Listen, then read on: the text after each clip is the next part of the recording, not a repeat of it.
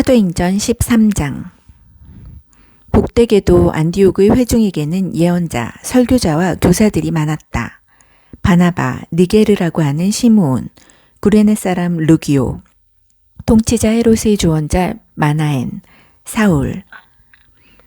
하루는 그들이 인도하심을 바라며 금식하고 하나님을 예배하는데 성령께서 말씀하셨다. 바나바와 사울을 따로 세워 내가 그들에게 명하는 일을 맡겨라. 그들은 그 두 사람을 세웠다. 그리고 간절함과 순종하는 마음으로 금식과 기도 가운데 안수하여 두 사람을 떠나보냈다. 성령께 새로운 사명을 받아 길을 떠난 바나바와 사울은 실루기아로 내려가 키프로스로 가는 배에 올랐다. 살라미에 닿자마자 그들은 가장 먼저 유대인의 여러 회당에서 하나님의 말씀을 전했다. 그들은 자신들을 도와줄 동료로 요한을 데리고 갔다. 그들은 섬 전역을 다니다가 바보에서 유대인 마술사와 마주쳤다. 그는 애를 써서 총독 서기오 바울의 신임을 얻어낸 사람이었다. 총독은 웬만해서는 협작꾼에게 넘어가지 않는 똑똑한 사람이었다.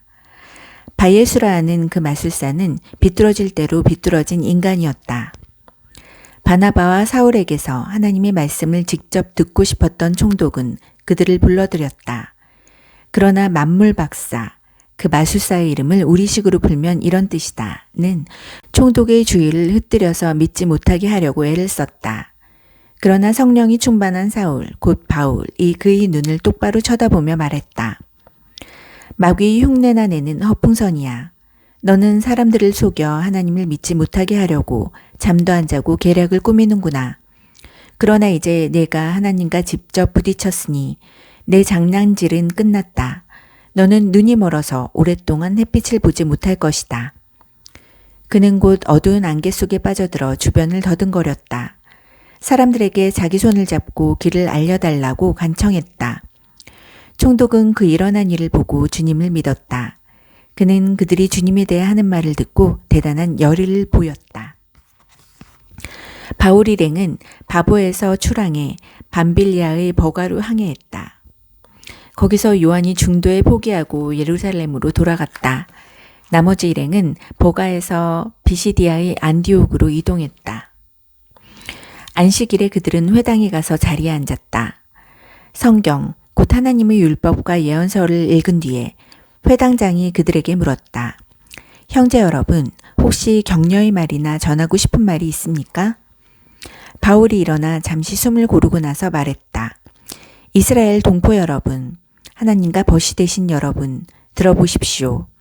하나님께서는 우리 조상에게 특별한 관심을 두셔서 이집트에서 짓밟히던 나그네된 우리 민족을 일으켜 세우시고 거기서 장엄하게 이끌어내셨습니다.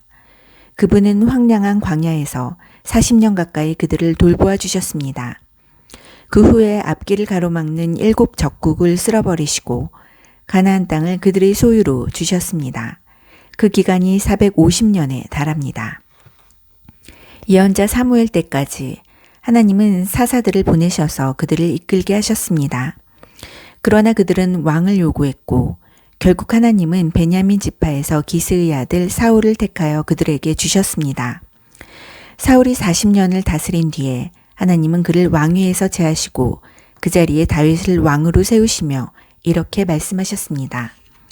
내가 땅을 두루 살펴 이새의 아들 다윗을 찾았다. 그는 내 마음에 합한 사람.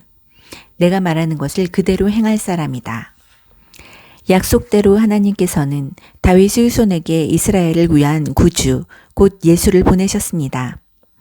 그 전에 요한으로 하여금 그분이 오실 것을 백성에게 경고하게 하셔서 전적으로 삶을 고치도록 그들을 준비시키셨습니다. 요한은 자기 일을 마무리하면서 이렇게 말했습니다. 너희는 내가 그분인 줄 알았더냐? 아니다. 나는 그분이 아니다. 그러나 너희가 그토록 오랜 세월 동안 기다려온 그분이 가까이 와 계신다. 그분이 곧 나타나실 것이다. 그리고 나는 곧 사라질 것이다. 사랑하는 형제자매 여러분, 아브라함의 자손이요 하나님과 벗이 되신 여러분, 이 구원의 메시지를 들어야 할 사람은 바로 여러분이었습니다. 예루살렘 시민과 통치자들은 그분이 누구신지 알아보지 못하고 그분께 사형을 선고했습니다. 정당한 이유가 없는데도 무조건 빌라도에게 처형을 요구했습니다. 그들은 예언자들이 말한 그대로 행한 것입니다. 그들은 안식일마다 회당에서 예언자들이 글을 읽으면서도 정작 자신들이 그 예언자들의 각본을 글자 그대로 따르고 있다는 사실을 몰랐습니다. 예언자들이 말대로 다 행한 뒤에 그들은 그분을 십자가에서 내려다가 무덤에 두었습니다. 그러나 하나님께서 그분을 죽음에서 다시 살리셨습니다. 그 후에 그분은 갈릴리 시절부터 그분을 잘 알던 이들에게 여러 곳에서 여러 번에 걸쳐 나타나셨고 바로 그들이 그분의 살아계심을 계속해서 증거하고 있습니다. 이것은 논쟁의 여지가 없는 사실입니다. 오늘 우리도 여러분에게 복된 소식을 가져왔습니다. 그것은 바로 하나님께서 우리 조상에게 하신 약속이 그 후손인 우리에게 성취되었다는 메시지입니다. 시편 2편에 정확히 기록된 것처럼 하나님께서 예수를 살리셨습니다. 내 아들, 내 소중한 아들아, 오늘 내가 너를 기뻐한다. 그분을 죽은 자들 가운데서 살리실 때 하나님은 영원히 그렇게 하신 것입니다. 그 예수가 썩고 부패한 것으로 다시 돌아가실 일은 없습니다. 그래서 이사야는 내가 다윗의 약속된 축복을 너희 모두에게 주겠다고 한 것입니다. 시편 기자도 이렇게 기도했습니다. 주님께서는 주님이 거룩하신 분이 썩고 부패한 것을 다시 보지 않게 하실 것입니다. 물론 다윗은 하나님이 맡기신 일을 다 마치고 나서 오늘까지 긴 세월을 흙과 재가 되어 무덤 속에 있습니다. 그러나 하나님이 살리신 예수는 흙과 재가 되는 일이 없습니다. 내가 참으로 사랑하는 친구 여러분, 여러분에게 죄 용서의 약속이 주어진 것은 바로 부활하신 이 예수 때문임을 아시기 바랍니다. 그분은 모세의 율법이 결코 해낼 수 없었던 일을 믿는 사람들 안에서 모두 성취하십니다. 부활하신 이 예수를 믿는 사람은 누구나 하나님 앞에서 선하고 의롭고 온전하다고 선포됩니다. 이것을 가볍게 여기지 마십시오. 다음과 같은 예언자의 설교가 여러분을 묘사한 것이어서는 안 될 것입니다. 조심하여라 비웃는 자들아, 뚫어지게 보아라. 너희 세상이 산산조각 나는 것을 내가 바로 너희 눈앞에서 일을 행할 것인데 그 일이 눈앞에 닥쳐도 너희는 믿지 않을 것이다. 예배가 끝나자 바울과 바나바는 다음 안식일에도 설교해달라는 초청을 받았다.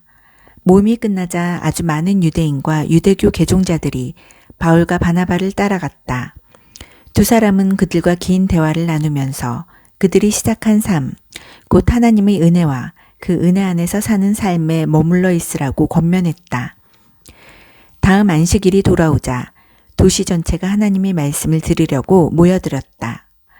일부 유대인들이 그 무리를 보고는 시기심에 휩싸여 바울을 심하게 비난했다.